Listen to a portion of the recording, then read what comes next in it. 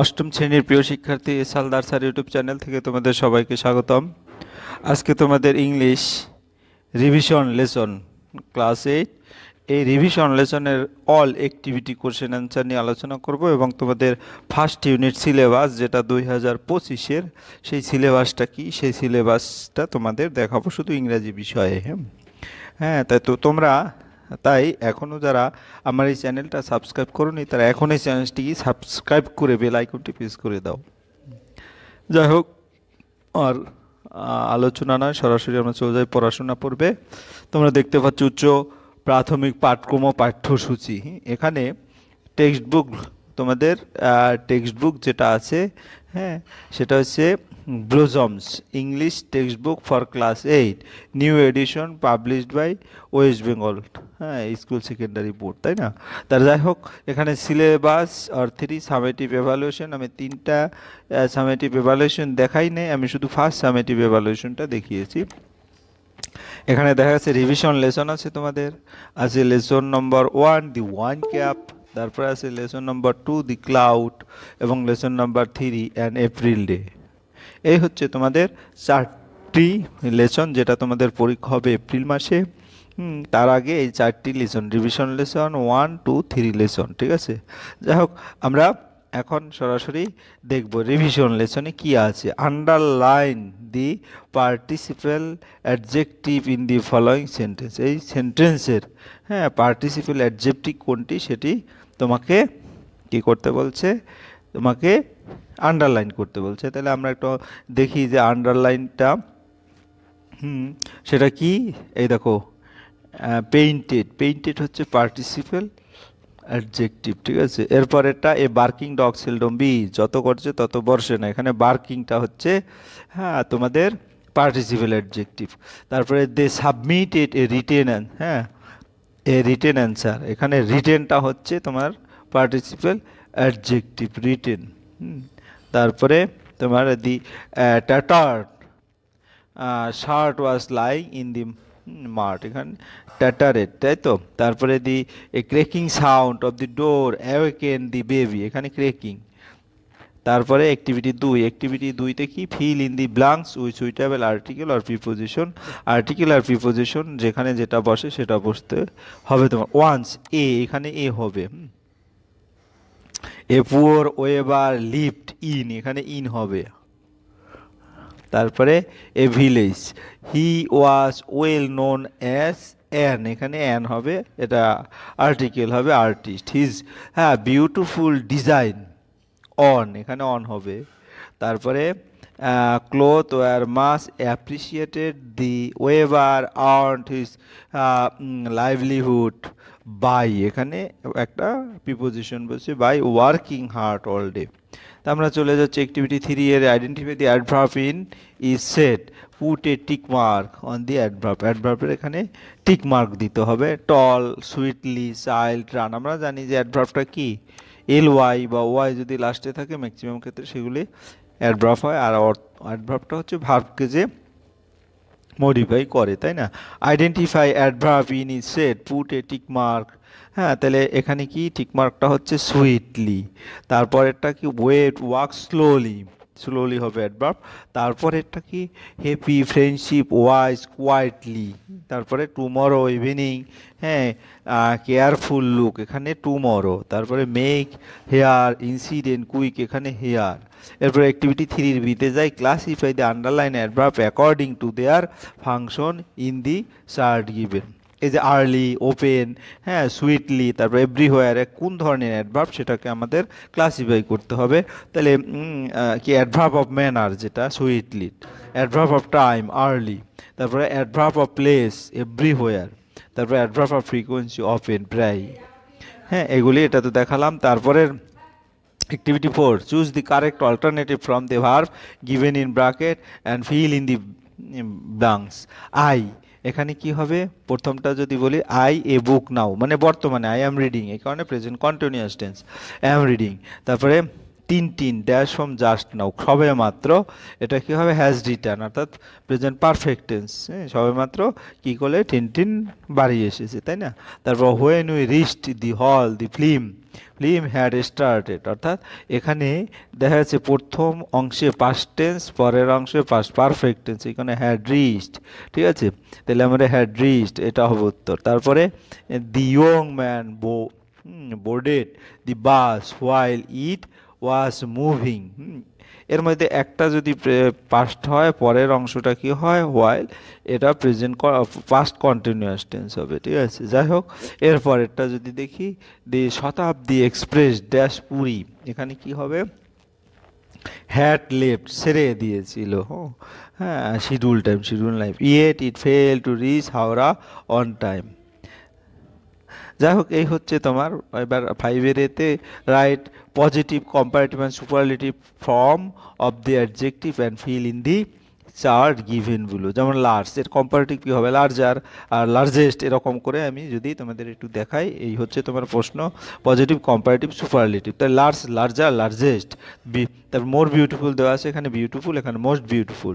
তারপরে good best আছে, good আর বেটার হবে, পজিটিভ ডিগ্রিতে গুড এবং কম্পারেটিভ ডিগ্রিতে বেটার। এরপরে অ্যাক্টিভিটি 5-এর B, in the fill in the blanks with given adjective in their proper degree অনুসারে এখানে ব্লাঙ্কসটা পূরণ করতে হবে, খালি ঘর। No other mountain peak is so high, এখানে কি হবে অ্যাজ যেহেতু আছে, এটা হ্যাঁ এটা পজিটিভ ডিগ্রি, অর্থাৎ হাইই হবে। তারপর একটা দার্জিলিং ইজ কুলার, কুল থেকে কুলার হলো, অর্থাৎ এটা কি কম্পারেটিভ ডিগ্রি, কুল থেকে কুলার হয়ে গেল। তারপরে রেশমি ইজ দি টলেস্ট, টল থেকে টলেস্ট হয়ে গেল superlative degree. Very few Indian cities are as big, অর্থাৎ বিগেই রয়ে গেল অ্যাজ বিগ, দুই পাশে এটা পজিটিভ ডিগ্রি। তারপরে the Rajdhani express run fast than most other Indian train, এটা ফাস্টার কম্পারেটিভ ডিগ্রি। এরপর আমরা অ্যাক্টিভিটি 6 দেখি, fill in the blanks with appropriate modal given in the list below we dash, এখানে কি হবে মে, এর অনেক, কোনটা হবে আমরা দেখি, modal may, will, should, can, must, কোনটা হলো এটা should, we should help the poor and the needy. তারপরে মে গড ব্লেস ইউ, তারপরে we must hurry up or we will be late. তারপরে can there be life on Mars, তার I will be 13 next month. তারপরে হচ্ছে the word in bracket are homophones, choose the correct option and fill in the blanks, ঠিক আছে? দেয়ার না দেয়ার, এটা আসলে দুটো কোথায় কোনটা বসবে, যেমন একটা আছে THERE দেয়ার, আর একটা হচ্ছে কি THEIR দেয়ার, ঠিক আছে? তাই দুটোর অর্থগত দিক থেকে তোমাদের ভালো করে জানতে হবে।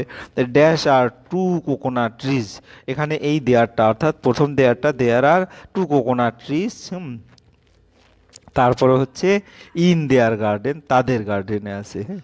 তারপরের প্রশ্ন, লাস্ট সানডে আই মেট, আমি সাক্ষাৎ করেছিলাম, হ্যাঁ, Munni at the bus stop, she is my close mate, সে ছিল আমার একবারে ক্লোজ বান্ধবী, যেটাই হোক আই, হ্যাঁ। তারপরে I wonder why we open, তারপরে ওয়ান্ডার, কোনটা হবে প্রথমে হবে ওয়ান্ডার, তারপরে ওয়ান্ডার।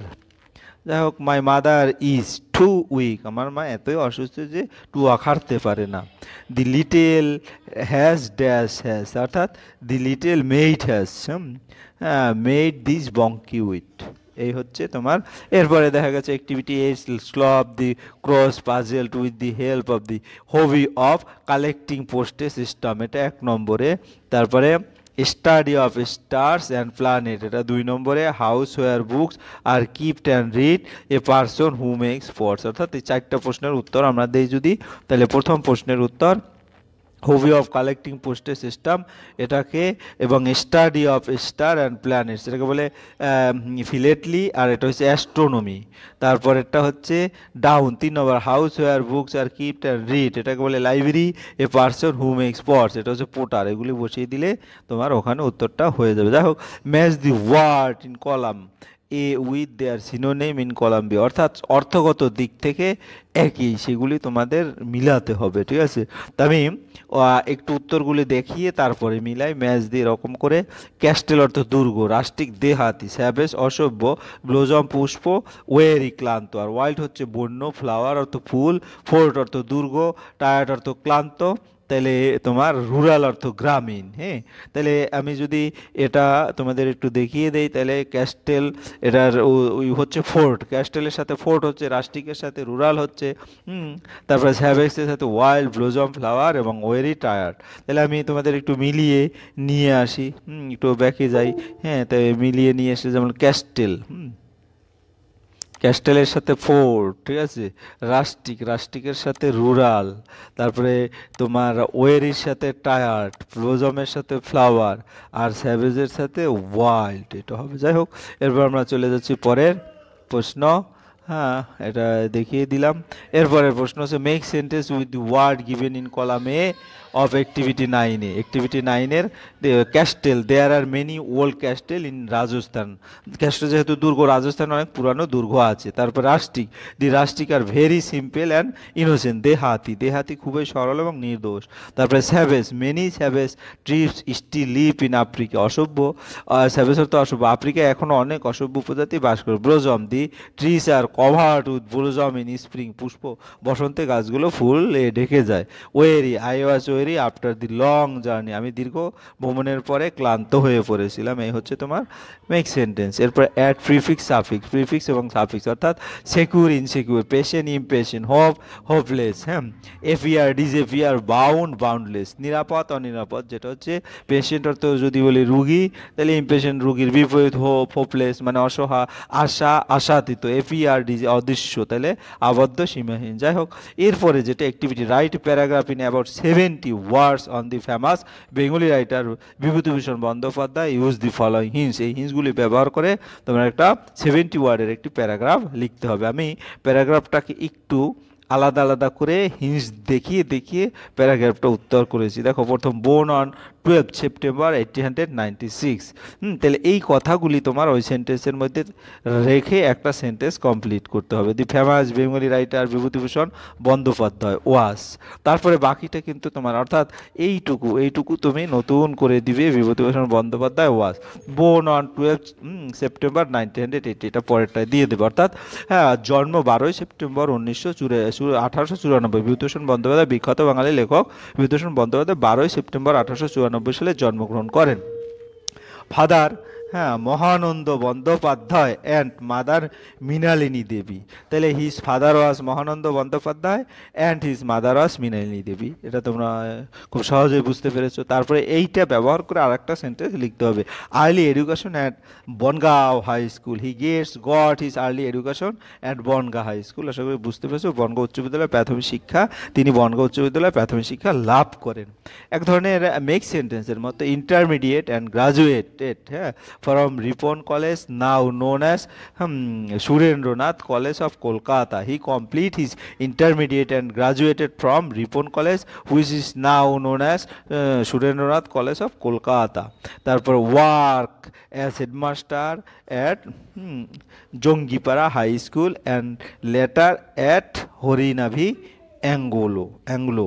তাহলে his profession career started as a teacher at Jongipara High School. Later he taught at Horinavi Anglo Sanskrit Institution. তারপরে famous novels are Pather Panchali, অপরাজিত, তারপরে অরণ্যক, দেবিয়ান, তারপরে Ichamati, Chander Pahar, etc. He wrote a number of excellent novel. His most famous novels are Pather Panchali, Aparajito, Aranyak, Ichamati, তারপরে Chander Pahar, etcetera. The diet on 1st November 1950. This great glory of Bengali diet on 1st November in 1950. এই হচ্ছে তোমাদের total revision লেসনের সম্পূর্ণ বর্ণনা। আশা করি তোমরা খুব ভালো করে এই রিভিশন লেসনের যে যাবতীয় যা কিছু আছে বুঝতে পেরেছো। এরপরে একে একে করে আমি অন্যান্য লেসনের সম্পূর্ণ উত্তর তোমাদের দেব, এবং শুধু ইংলিশ নয়, সমস্ত সাবজেক্টেরই তোমরা সাথে থেকে যারা এখনও আমার এই চ্যানেলটাকে সাবস্ক্রাইব করো না তারা সাবস্ক্রাইব করে বেল আইকনটি প্রেস করে সাথে থাকো, যাতে তোমরা পরবর্তীতে আরও এরকম ভিডিও পেতে পারো। যাই হোক, ভিডিওটি যদি ভালো লাগে লাইক কমেন্ট শেয়ার করতে ভুলবে না। তোমাদের তো বলেছি এই সাবস্ক্রাইব করবে।